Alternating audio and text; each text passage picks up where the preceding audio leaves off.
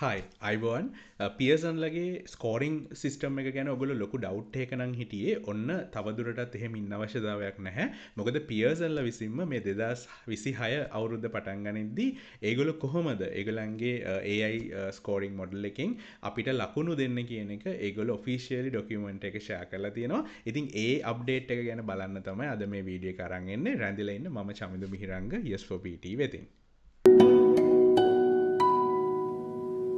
එයාලගේ teachers community එකේ share කරලා තිබ්බා මේ වගේ මේල් එකක් අපිට එකන්නේ ටීචස්ලට සහ පාර්ටනස්ලට මේ කැන ගොඩක් අය හලා තියෙනවා කොහොමද මේ PT ඇකඩමික් වල අපිට ලකුණු හම්බෙන්නේ මේ AI මොඩලින් එකින් කියල එතකොට කොහොමද මේ ඕවරෝල්ස් කෝ එක කැල්කුලේට් කරන්නේ කොහොමද මේ ක්වෙස්ෂන්ස් වලට එකනේ මේ කැන ක්වෙස්ෂන්ස් වල අදාළ වේටිංස් මේ ඒගොල්ලො වේට් එකන වේටේජස් කොහොමද තියෙන්නේ ඊට පස්සේ ඉන්ටග්‍රේටඩ් ස්කිල්ස් මොනාද ඒ වගේ ගොඩක් කාරණා සම්බන්ධ ඒගොල්ලෝ එවල තියෙනවා පොඩි ඩොකියමන්ට් එක ඉතින් මේ ඩොකියමන්ට් එක ගොඩක් වැදගත් වෙයි මේක ගැන කලින් දැනගෙන හිටියේ නැති කට්ටියට ඒ නිසා තමයි මම පොඩ්ඩක් හිතුවේ මේක ගැන පොඩි මේ වීඩියෝ එකක් කරන්න ඕනි කියලා ඔයගලන්ට අයිඩියා එකක් ගන්න. ඉතින් මේවා අපේ SOPT ස්ටුඩන්ට්ස්ලා නම් අලුත් දෙයක් නෙමෙයි මොකද අපි කලින් ඉඳන්ම මේ AI මොඩල් එක ගැන ගොඩක් විස්තර කරලා තියෙනවා. ඔයගොල්ලෝ අපේ ඉන්ට්‍රොඩක්ෂන් සෙෂන්ස් බලලා නැත්නම් පොඩ්ඩක් බලන්න අපේ channel එකේ තියෙන ඉන්ට්‍රොඩක්ෂන් සෙෂන් එකේ අපි කතා කරනවා කොහොමද මේ PT ස්කෝරිං මොඩල් එක හැසිරෙන්නේ කියලා. ඉතින් ඒක පියර්සන්ලා මෙච්චර කාලයකට පබ්ලිෂ් කරලා තිබෙන්නේ නැහැ මේ තරමටවත්. නමුත් දැන් ඒගොල්ලෝ පොඩ්ඩක් ඒක එළියට පබ්ලිෂ් කරලා තියෙනවා. ඒතකොට අපි අර රිසර්ච් වලින් තමයි කලින් ඇත්තටම හොයාගෙන ඒ කියන්නේ ස්ටුඩන්ට්ස්ලා කරන දේවල් වලින්ම අපි ඉගෙනගෙන අපි මේව කරගත්තු දේවල් දැන් ඔන්න ඔෆිෂියල් ඩොකියුමන්ට් එකක් හැටියට ඔයගලන්ට ෂෙයා වෙලා දෙනවා. ඉතින් මේකේ කී ෆැක්ට්ස් ටික මම කතා කරන්නම් මොනවාද අපිට මේකෙන් ගන්න තියෙන්නේ අපේ එක්සෑම් එකට PT එක්සෑම් එක ඔයගලන්ගේ ගොඩ දාගන්න කියලා. මේකට අනුව අපි මුලින්ම බලමු මොනාද මේ ඔෆිසිියල් මේ ජනවරි අප්ඩේට් එක ඔගලන්ට ඇවිල්ලා තියෙන දේවල් මේ ඩොකියමන්ට් එක කියලා. දැන් ලොකුම කාරණය තමයි ගොඩක් අය මේ මිස්කන්සෙප්ෂන් එක ඉන්න ඇති කලින් ඉඳලම එකන්නේ මේ ඕවරෝල් ස්කෝ එක කියන්නේ මේ රීඩින් ලිස්නිං මේ ස්පීකින් රයිටිං වල ලකුණුවල එකතු අරගෙන හතරෙන් බෙදලා තමයි අපිට ඕවරෝල් ස්කෝ එක මේ PT වල අපිට ඕවරෝල් ස්කෝ එකක් දෙනවනේ අපිටම 58 හරි 90 හරි කීය හරි හම්බෙන්නේ මේ අර කමියුනිකේෂන් ස්කිල්ස් කෝස් වල එකතුව හතරෙන් බෙදලා කියලා. ඒක ගොඩක් වෙලාවට සමහර ස්ටුඩන්ට්ස්ලාත් අපිට කතා කරලා ඉස්සරහත් අහනවා මේ කොහොමද මේක වෙන්නේ මේ මට මේවට මෙහෙම ලකුණු තියෙනවා හැබැයි එකතුව ගත්තාම ඊට වඩා අඩුයිනේ එහෙම කියලා. එතකොට මේක ඒගොල්ලෝ පැහැදිලිව කියලා තියෙනවා ඕවරෝල් ස්කෝ එක කියලා කියන්නේ එහෙම මේ ඇවරේජ් එකක් නෙමෙයි ඒක ඉන්ඩිපෙන්ඩන්ට්ලි තමයි කැල්කියුලේට් කරන්න කියලා. ඒ කියන්නේ අර ක්වෙස්චන්ස් වල දැන් අපිට කමියුනිකේෂන් ස්කිල්ස් ටික බලන්න ක්වෙස්චන්ස් වෙනම විදිහකට කැල්කියුලේට් වෙන්නේ ඕවරෝල් ස්කෝ එක බලන්න ඒ ස්කෝස් වල ලකුණු වෙනම විදිහකට තමයි ඒගොල්ලෝ ගන්න කියලා. එතකොට මේක මේ අයිඩියා එකෙන් තමයි එතකොට අපි ඕවරෝල් ස්කෝ එක ගැන හිතන්න ඕනේ. එතකොට සරලව මේ කියන්නේ ස්කේල් ස්කෝ එක. ඒ කියන්නේ දැන් ගොඩක් අයට තියෙන ප්‍රශ්න දැන් මේක අපි අනන්තවත් අපේ ෆ්‍රී සෙෂන්ස් වල කියලා තියෙනවා. ඒ කියන්නේ මේ අපිට නිකන් අපි ස්පීකින් නම් ස්පීකින් දැන් ප්‍රශ්න ಜಾති 7ක් තියෙනවානේ. ওই ප්‍රශ්න ಜಾති 7 ලකුණු වල එකතුව නෙමෙයි 90 කියන්නේ කියන එක. right ඒක වෙනමම ෆෝමියුලා එකකින් තමයි හැදෙන්නේ. ඒ කියන්නේ ඒකට නිකම්ම just simple arithmetic sum එකකින් අපිට එකතුව ගන්න බෑ. එතකොට මේකේ scale score එකක් හැදෙන්නේ. ඒ කියන්නේ අපිටම වාගේ ස්පීකින් වල රීඩින් වල වෙනම ලකුණු හරි නැත්නම් overall score එක හරි හැදෙන්නේ ඔයාගේ ඒ කියන්නේ හැම ප්‍රශ්නෙටම අදාළ ස්කෝ එකක් තියෙනවනේ. කියන්නේ අපි එකට කියනවා රෝ ස්කෝ එක කියලා. ඒ රෝ ස්කෝ එක සහ ඒ ප්‍රශ්නේ අමාරුකම question difficulty එක සහ ඒ ප්‍රශ්නෙට තියෙන weightage එක කියන කරුණු තුනම සලකලා. right එතකොට රෝස්කෝ එක ගැන අපිට කතා කරන්න වෙන්නේ අපේ අර ඔෆිෂියල් ස්කෝ ගයිඩ් එකත් එක්ක. ඒකේ තමයි තියෙන්නේ අපිට එක ප්‍රශ්නයකට ලකුණු කොහොමද හම්බෙන්නේ කියලා. ඒක ඔයගොල්ලෝ දැන්නම දන්න උදාහරණයකට අපි repeat sentence කියන එක ගත්තොත් repeat sentence එකේ content, pronunciation, fluency කියලා කාරණා තුනක් තියෙනවා. ඊට පස්සේ pronunciation වලට ලකුණු පහෙන් හම්බෙන්නේ, fluency වලට පහෙන් හම්බෙන්නේ සහ content එකට ලකුණු 3ෙන් හම්බෙන්නේ. එතකොට මේ 3 ගන්න ඕනේ කොහොමද? 5 ගන්න ඕනේ කොහොමද? මේ දේවල් ඒ ස්කෝ ගයිඩ් එකේ හරියට මෙන්ෂන් කරලා තියෙනවා. එතකොට රිපීට් සෙන්ටන්ස් කියන එක ප්‍රශ්නයකට ලකුණු 13න් තමයි හම්බෙන්නේ. එතකොට ඕක තමයි රෝ ස්කෝ එක කියලා කියන්නේ. හරි ඊට පස්සේ ඒ වගේ රිපීට් සෙන්ටෙන්ස් 10ක් 12ක් තියෙනවා. ඒ ටිකෙන් ඔයාට එන මොකක් හරි ඒ කියන්නේ performance එක වගේ performance එක ඒ ප්‍රශ්නෙට අදාළ performance එකට අදාළ raw score එකක් තියෙනවානේ. ඒක directly ඔයාගේ අර 90 වලට එකතු වෙන්නේ නැහැ.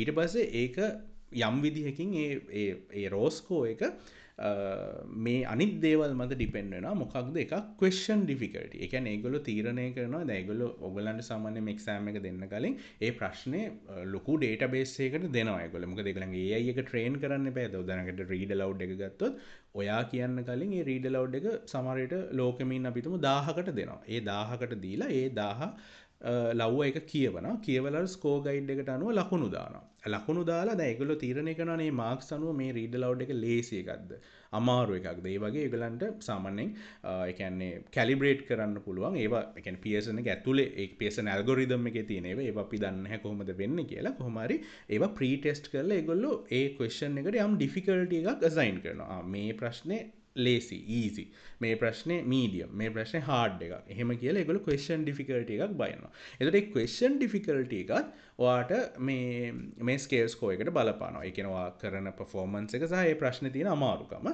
සහ අන්තිමේදී ඒ ප්‍රශ්නේ weightage එක. ඒ කියන්නේ සමහර ප්‍රශ්න තියෙනවා දැන් especially ටිකක් මේ ටිකක් කියන extended questions තියෙන ඔය describe image summarize group discussion essay එක ඒ වගේ ඒවට ටිකක් ඒගොල්ලෝ බර දෙනවා වැඩි. මොකද ඒ කියන්නේ ඒක හොඳට කරනවා කියන්නේ ස්ටුඩන්ට් කෙනෙක් කියන්නේ එයාගේ දක්ෂතාවය හොඳටම පෙන්නනවා කියන එක. අන්න ඒ විදිහට ඒගොල්ලෝ weightage එකකුත් බලනවා. ඉතින් ඔය තුනේම function එකක් තමයි scale score එක කියලා කියන්නේ. එතකොට ඒ තුනම අපි දන්නේ නැහැ කොහොමද ඒක ඇතුලේ ඒගොල්ලෝ calculation එක වෙන්නේ කියලා.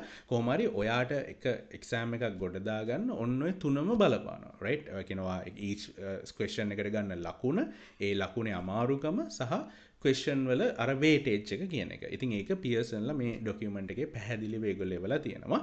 ෆැක්ටර්ස් තුනේ ෆන්ක්ෂන් එකක් කියලා ඔයාට හම්බ වෙන ලකුණ. ඉතින් එතකොට ඒ වගේ මේගොල්ලෝ එවලා තියෙනවා වේටිං ටේබල් එක. මේකත් මෙච්චර කාලයකට ඒගොල්ලෝ පබ්ලිෂ් කරලා තිබ්බේ නැහැ. නමුත් දැන් ඒගොල්ලෝ එවලා තියෙනවා කොහොමද එක එක ප්‍රශ්න එක එක ටාස්ක් වලට මේ ඒ කියන්නේ බලපාන්නේ. කියන්නේ කොච්චර වේටේජ් එකක් දෙනවද සහ ඕවරෝල් ස්කෝර් එකට කොච්චර වේටේජ් එකක් දෙනවද කියන එක. ඉතින් මේ අතර මේ ඕවරෝල් ස්කෝර් එකට වේටේජ් එක ඒගොල්ලෝ කලින් ඒ කියන්නේ අපි දැනගෙනම හිටියේ නැහැ. මේ අනිත් ඒවා නම් සමහරවිට අපි රිසර්ච් වලින් සහ ස්ටුඩන්ට්ස්ලාට හම්බ වෙන දේවල් වලින් අපි ප්‍රෙඩික්ට් කරලා නිකන් මේ මට්ටමේ තියනවා කියන එක අපි දැනන් හිටියා. නමුත් මේ ඕවරෝල් ස්කෝර් එකෙන් අපිට හොඳ අයිඩියා එකක් ගන්න පුළුවන්. ඒ කියනවා ඕවරෝල් ස්කෝර් එක ගොඩ දා ගන්න නම් වැඩිපුරම මොන ප්‍රශ්න වලටද ફોකස් කරන්න ඕනේ. දැන් බලන්නකෝ උදාහරණයකට දැන් ඕවරෝල් ස්කෝර් එක 100ක් ගන්න. ඔයා දැන් මේකේ මේ ඕවරෝල් ස්කෝර් එකේ කොලම් එක බැලුවොත් ඔයා ඩිස්ක්‍රයිබ් ඉමේජ් කියන ප්‍රශ්නේ හොඳටම කරන්න ඕනේ. මොකද ඕවරෝල් ස්කෝර් එකෙන් ඕවරෝල් ස්කෝර් එක 100යි නම් ඒකෙන් 15ක් විතරම කවර් වෙන්නේ ඩිස්ක්‍රයිබ් ඉමේජ් වලින්. alright ඊළඟට සමරයිස් ගෲප් ඩිස්කෂන් 9ක් විතර. essay එක බලන්න 7ක් විතර. සමරයිස් රිටන් ටෙක්ස්ට් එක 7ක් විතර. එතකොට අන්න ඒ වගේ ඒ කියන්නේ total score එකකින් මෙච්චර percentage එකක් මේ ප්‍රශ්නෙට යනවා. එතකොට අපි ඒව හොඳට කරන තරමට වගේ overall score එක වැඩි වෙනවා. ඊට පස්සේ අපි speaking ගත්තොත් දැන් speaking වල බලන්න still describe image කියන්නේ 31ක්. ඒ කියන්නේ total mark එකෙන් 3න් එකක්ම සරලව cover වෙන්නේ describe image කියන ප්‍රශ්නේ. එතකොට ඔයාලට speaking ගොඩ දාන්න නම් describe image කියන එක හොඳටම කරගන්න වෙනවා.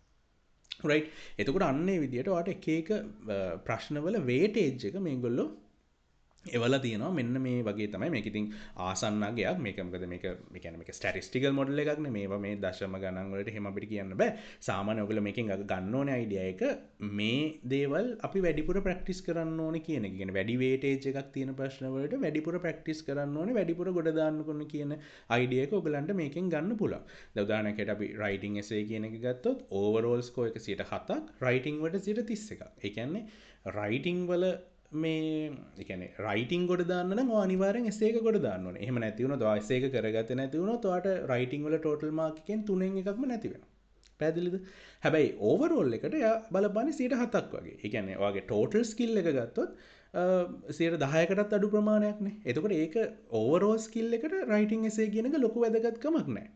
හැබැයි දැන් describe image කියන ප්‍රශ්න ගත්තොත් 3න් එකක් ස්පීකින් වල 3න් එකක් කවර් වෙනවා මේ ස්පීකින් වලින්. ඒ වගේම ඕවරෝල්ස් එකනොත් ඕවරෝල් ස්කිල් එකනොත් 15ක් කවර් වෙනවා. එතකොට ඩිස්ක්‍රයිබ් ඉමේජ් කියන ප්‍රශ්නේ ඕවරෝල් වගේ මාක් එක වැඩි කරගන්නත් බලපානවා, ස්පීකින් මාක් එක වැඩි කරගන්නත් බලපානවා. පැදිලි නේද වාරම එක්ස්ටෙන්ඩඩ් රෙස්පොන්සස් ටාස්ක් වලට කියන්නේ essay එක describe image summarize group discussion summarize written text ඒ වගේ ටාස්ක් වලට ඔයා වැඩිපුර අවධානයක් දෙන්න ඕනේ මොකද සාමාන්‍යයෙන් ඕවර්ऑල් එක සහ ඒ අදාළ කමියුනිකේටිව් ස්කිල් එකත් ඔයාගේ වැඩි වෙනවා ඒ ටික ඔයා හරියට කරගත්තොත් ඊට පස්සේ දැන් මේකේ සමහර ප්‍රශ්න තියෙනවා ඉන්ටග්‍රේටඩ් ස්කිල්ස්. ඒ කියන්නේ එකකට වඩා අපිට ලකුණු හම්බ වෙනවා. දැන් උදාහරණයකට සමරයිස් රිටන් ටෙක්ස්ට් එක ගත්තොත් ඔයාට රීඩින් වලටත් හම්බ වෙනවා 123ක්, රයිටින් වලටත් හම්බ වෙනවා 128ක්. එතකොට ඒ කියන්නේ රීඩින් වලත් 4 එකක් විතර කොට දානවා, රයිටින් වලත් 3 එකක් විතර කොට දානවා. ඒ වගේම ඕවර්ऑල් එකකිනුත් 7ක්. එතකොට මේ විදිහට කියන්නේ රීඩින් රයිටින් කියන දෙකටම අපිට ලකුණු හම්බ වෙනවා. රිපීට් සෙන්ටෙන්ස් ගත්තොත් ලිස්නින් ස්පීකින් කියන දෙකටම ලකුණු හම්බ වෙනවා. එතකොට දැන් අපිට දැන් ඇවරේජ් එකක් හැටියට මේක හිතන්න බැරි මේකයි. මොකද දැන් අපි ඇවරේජ් එකක් ගන්න ගියොත් දැන් ස්පීකින් වල ලකුණු වලටත් දැන් අපි රිපීට් සෙන්ටෙන්ස් එකේ ස්පීකින් වල ලකුණු වලටත් එයා කවුන්ට් වෙලා. ලිස්නින් වල ලකුණු වලටත් එයා කවුන්ට් වෙලා. එතකොට ওই දෙක එකතු කරොත් අපිට දෙපාරක් කවුන්ට් වෙනවානේ රිපීට් සෙන්ටෙන්ස් වල මාක් එක ඕවර්ऑල් ස්කෝර් එකට. එහෙ හින්දා තමයි අපි කියන්නේ ඕවර්ऑල් ස්කෝර් එක කියන්නේ ඇවරේජ් ස්කිල් එකක් නෙමෙයි. ඒ කියන්නේ ඒක එක ප්‍රශ්නයක් එකපාරක් තමයි ඕවර්ऑල් ස්කිල් එකට කවුන්ට් වෙන්නේ. එතකොට ඒකට අදාළ වේටේජ් එක ඒගොල්ලෝ ඒ විදිහට දාලා තියෙනවා. රයිට්? ඉතින් ඔය ටික තමයි සාමාන්‍යයෙන් වේටේජ් ගැන කියන්න තියෙන්නේ. ඊට පස්සේ මේ රෝ ස්කෝර් එකට තව බලපාන වැඩිපුර බලපාන දෙයක් තමයි ගොඩක් අය හිතන්නේ නැති මේ කන්ටෙන්ට් සහ ෆෝම් කියන එක. ඔයගොල්ලෝ දන්නවා සාමාන්‍යයෙන් මගේ වීඩියෝස් බලලා තියෙනවා නම් මම මේක විස්තර කරලා තියෙනවා අපේ essay writing වල එහෙම බලන්න essay වලට එහෙම මගේ ඇති වීඩියෝ එකක් මේ channel එකේ. එතකොට අපි අනිවාර්යයෙන්ම මේවට කියනවා ගේට් කීපර්ස් කියලා. ඒ කියන්නේ මේ කන්ටෙන්ට් එක හරි ෆෝම් එක හරි අපි මේන්ටේන් කරේ නැත්නම් ඔයා කොච්චර අනිත් ඒවට මාක්ස් ගත්තත් වැඩක් නැහැ. ඔයාගේ ටෝටල් මාක් එක 0 කරනවා. රයිට්? ඒ කියන්නේ දැන් උදාහරණයක් හැටියට ෆෝම් එක කියලා කියන්නේ ඔයා කියලා තියෙන දේ කරලා තියෙනවද කියන එක. ඒ කියන්නේ අපි හිතමු වචන ඔයාට ලියන්න තියෙන වචන 200ක් 300ක් අතර essay එකක්. ඔයා ලස්සනට මෙසේ එක ලියනවා වචන 120කින්. ඊට කීයක් හම්බ වෙනවද? ඔයාට බිංදුවයි හම්බ වෙන්නේ. ඒ කියන්නේ අනිත් ඔය essay එකේ තව බලන traits තියෙනවානේ. grammar, vocabulary, linguistic range, structure ඒ වගේ ඒ කිසි දෙයක් බැලෙන්නේ නැහැ. ඒව කොච්චර හොඳට තිබ්බත් වැඩක් නැහැ. ඔයාට බිංදුවයි මුළු ප්‍රශ්නෙටම. මොකද ඔයා අර ෆෝම් එක මේන්ටේන් කරලා නැහැ. එතකොට ඔය රයිටින් ටාස්ක් වල ෆෝම් එක මේන්ටේන් කිරීම ඉතා වැදගත්. දැන් සමරයිස් රිටන් ටෙක්ස්ට් එක අපි තනි සෙන්ටෙන්ස් එකෙන් ලියන්න ඕනේ. එතකොට බුලට් පොයින්ට්ස් වලින් ලියන්න බෑ. එසේස් වල ඔය වගේ කාරණා ටිකක් තියෙනවා ෆෝම් එකට අදාළව. ඒ ටික ඔයා හරියට මේන්ටේන් කරන්න ඕනේ. ඊළඟට අනිත් පැත්තෙන් කන්ටෙන්ට් එක. කන්ටෙන්ට් එකදී ඔයා මාතෘකාවට අදාළව ලියලා තියෙනවාද කියන එක. දැන් කියන්නේ අපිට essay එක වචන 200 300 අතර ලියන්න දුන්නොත් ඔයාගේ ගෙදර විස්තර ලියලා ඉන්න බෑ වචන 250කින් විතර. රයිට්? ඒ ටොපික් එකට අදාළව ලියලා තියෙන්න ඕනේ. එතකොට ටොපික් එකට කොච්චර රෙලෙවන්ට්ද කියන එකත් බලනවා. ඒකටත් 0 වුණොත්. දැන් මෙන්න මෙතනදී තමයි අර ගොඩක් වෙලාට ඔය මේ ටෙම්ප්ලේට්ස් පාවිච්චි කරන එකේ ප්‍රශ්නේ ඉන්නේ. මොකද දැන් අපි ගොඩක් දැන් ඇත්තටම මේ අලුත් අප්ඩේට් එකෙන් පස්සේ ඕගස්ට් අප්ඩේට් එකෙන් පස්සේ ඔයගලන්ට ටෙම්ප්ලේට්ස් යූස් කරන්න බෑ. ඔයගලන්ට පුළුවන් ස්ට්‍රක්චර්ස් පාවිච්චි කරන්න පුළුවන්. හැබැයි ඔයාගේ අතින් කරුණු දාන්න ඕනේ. මම අප්ඩේට් එකෙන් පස්සේ 90 ගත්තු වීඩියෝ එකක් තියෙනවා. මම මෙතන ඩිස්ක්‍රිප්ෂන් එක දාන්නම්. ඒකෙදි බලන්න මම මගේ එක්ස්පීරියන්ස් එක ෂෙයා කරනවා. ඒකෙදි මම කියනවා කලින් මගේ කොහොමද essay එක මම කරේ කියලා. එතකොට ඒක බැලුවොත් ඔයගලන්ට තව අයිඩියා එකක් එයි. ඒ කියන්නේ කන්ටෙන්ට් එකට අපිට ගොඩ දාන්න පුළුවන් මේ කන්ටෙන්ට් එක ගොඩ දාන්න අනිවාර්යයෙන්ම අපි අර ටොපික් එකකින් ඒ කී අයිඩියාස් අරගෙන ඒව අපි ස්ට්‍රක්චර් එකට දාලා ලියන්න ඕනේ. හදිස්සියේ අපි දැන් අර කොමන් ස්ට්‍රක්චර්ස් යූස් කරොත් ඒකෙන් ඔයාලට කන්ටෙන්ට් එකට 0 වෙන්න පුළුවන්. මේ අතර මේ කන්ටෙන්ට් එකට 0 වෙන එක essays වල විතරක් නෙමෙයි describe image ඒ වගේ open response task හැම එකෙම වෙනවා. ඒ කියන්නේ ඔයා දැන් describe image, summarize group discussion ඒ වගේ වල full templates use කරොත් ඔයා අර හරියට prompt එකට address කරලා නැහැ. එතකොට ඔයාව AI එකෙන් අඳුරගෙන ඊට පස්සේ මේක human involvement එකකුත් තියෙනවා. මනුස්සයෙක්ටත් දානවා verify කරගන්න. verify කරගෙන ඔයාව 0 කරනවා. ඉතින් එතකොට මෙන්න මේ කාරණා දෙකත් ඒගොල්ලෝ පැහැදිලිව කියලා තියෙනවා.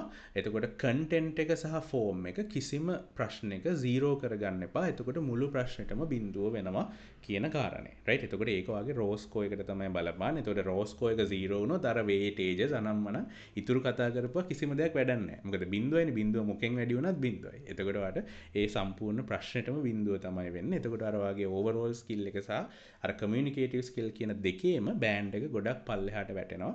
මොකද ඒ අදාළ ප්‍රශ්නෙට 0 වෙන නිසා.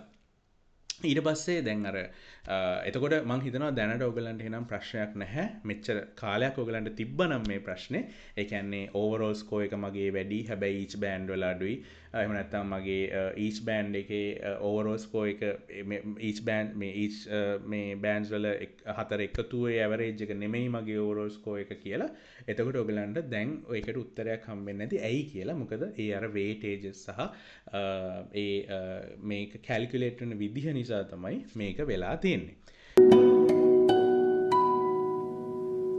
ඉතින් සාමාන්‍යයෙන් මේ ඔයිට අමතරව තව මේකේ රීස්කෝරින් කරන හැටි ඊට පස්සේ තව මේ ස්කිල් ප්‍රොෆයිල් එක රීඩ් කරන හැටි තව ඒ වගේ දේවලුත් ෂෙයා වෙලා තිබ්බ ඒක මම වෙනම වීඩියෝ එකකින් ගෙන්නම් මට මේක ඇත්තටම අවශ්‍ය උනේ මෙන්න මෙහෙම වේටේජ් එකක් තියෙනවා ඒ වේටේජස් හරියට දැනගන්න සහ ওই කාරණා ටික කියන්නේ එතකොට සමරි එකක් හැටියට ගත්තොත් ඕවරෝල් ස්කෝර් එක කියන්නේ මතක තියාගන්න ඒ 4 ස්කිල්ස් වල ඇවරේජ් එකක් නෙමෙයි ඒ වගේම අපි මේ එක්සෑම් එකේදී පුළුවන් තරම් හයි වේටඩ් ක්වෙස්චන්ස් වලට ඒ කියන්නේ extended responses වලට වැඩිපුර focus කරන්න ඕනේ. එතකොට තමයි ඔයාලට වගේ overall score එක සහ each scores ගොඩ දාගන්න වැඩි high කරගන්න පුළුවන් වෙන්නේ. ඊළඟට content සහ form එක ගැන අනිවාර්යෙන් සැලකිලිමත් වෙන්න. ඒක අපිට requirements වලට maintain කරන්න බැරි වුණොත් ඔයාලට මුළු ප්‍රශ්නෙටම බිඳුව වෙනවා. ඒ වගේම integrated skills තියෙනවා. ඒ කියන්නේ multiple scores වලට contribute කරන ඒවා. එතකොට ඒවා ගැනත් සැලකිලිමත් වෙන්න වැඩිපුර. මොකද ඒක අවුල් යනවා කියන්නේ උදාහරණයකට repeat sentence වගේ අවුල් ගියොත් speaking listening කියන දෙකම බහිනවා. right? ඉතින් ඒක ගැන අවධානය දෙන්න. ඊට පස්සේ ඔයාලට කවදාවත් මේ weightage score වලින් ඔයාලට predict කරන්න බෑ score එක. මොකද අර මං කිව්වා වගේ ඒක simple arithmetic sum එකක් නෙමෙයි. weightage එක, difficulty එක, raw score කියන තුනේම function එකක්. ඒක Pearson ලා කවදාවත් එළියට දෙන්නේ නැහැ. නමුත් අපි සරලව හිතන්න ඕනේ අපේ ටෙක්නික්ස් අපි දියුණු කරගන්න ඕනේ. කියන්නේ අපේ comprehensive English skills develop කරගන්න ඕනේ. නැතුව නිකන් tips and tricks ගොඩ දාලා මේක කරන්න බෑ කියන එක. ඉතින් මේවා ගැන අපි අනන්තවත් අපේ ඉස්සර ඉඳන්ම අපේ මේ free sessions වල සහ මගේ channel එකේ මම ගොඩක් දේවල් share කරලා තියෙනවා. නමුත් මේක first time තමයි Pearson ලා official document එකක් හැටියට එළියට දැම්මේ. නමුත් මට ඇත්තටම සතුටුයි.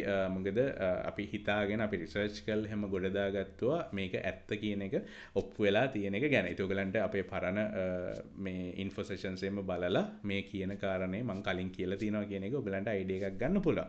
එතකොට මේ ඔක්කොමත් එක්ක ඔයගලන්ට සරල අයිඩියා එකක් එයි. ඉතින් මේ කාරණා ගැන වැඩිපුර දැනගන්න ඔයගලන්ට අවශ්‍ය නම් අපේ ඊළඟ ෆ්‍රී ඉන්ෆෝ සෙෂන් එකත් එක්ක ජොයින් වෙන්න පුළුවන්.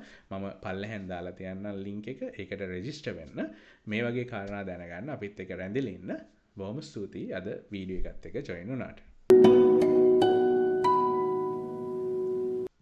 ඔහොම ඉන්න අලුත් PT අප්ඩේට් එකෙන් පස්සේ මම කොහොමද 90 ස්කෝර් කරේ කියන එක දැනගන්න කැමති නම් අනිවාර්යයෙන්ම මෙන්න මේ වීඩියෝ එක බලන්න. මේ වගේ වැදගත් වීඩියෝස් ඔයගලන්ට දිගටම ගෙන්න ගන්න අපේ channel එකට subscribe කරන්න. Thank you.